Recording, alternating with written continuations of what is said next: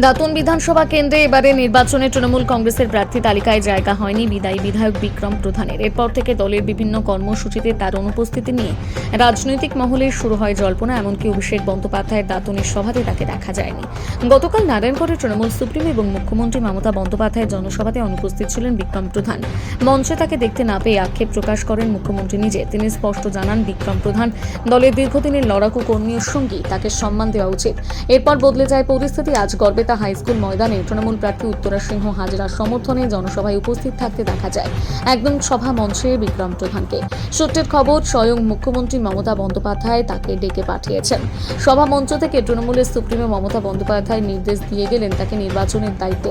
এই প্রসঙ্গে বিক্রম প্রধান বলেন, এর আগে আমাকে দুবার ডাকা হয়নি, তাই আমি উপস্থিত হইনি। তবে এবার আমাকে ডেকেছে, তাই আমি এসেছি। এবার কি নির্বাচনের মাঠে লড়াইয়ে দেখা যাবে বিক্রম প্রধানকে?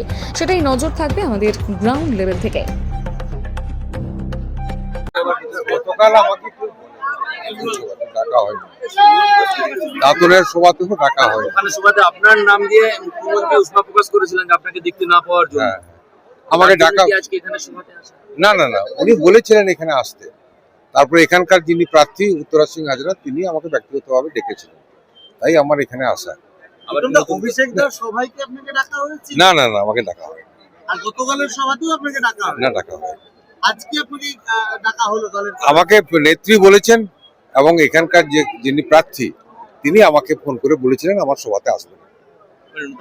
কাজের উদ্যম নতুন না, আমি কি নতুন নাকি? না, মানে কোথাও গিয়ে একটা মনে হয় না, আমার কাছে কোনো ক্ষোভ নেই। আমি প্রার্থী, আমাকে চারবার প্রার্থী হয়েছে।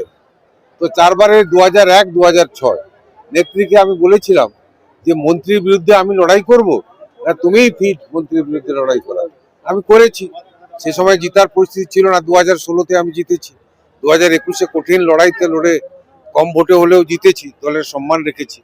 এবারে দল অন্য কাউকে দিতে পারে, আমার তাতে আনফিট নয়। দল তো বরাবর আমাকে দিবে, তার তো কোনো কথা নয়। যে কোনো দলের তো আরো বহু আছে, অনেক নেতৃত্ব আছে। দাদা, ম্যাডাম যাওয়ার আগে কিছু নির্দেশ দিয়ে গেলেন? না, সবাইকে নির্দেশ, এই তো নির্দেশের অপেক্ষায় আমরা থাকি না। আমরা সবাই কাজ করি।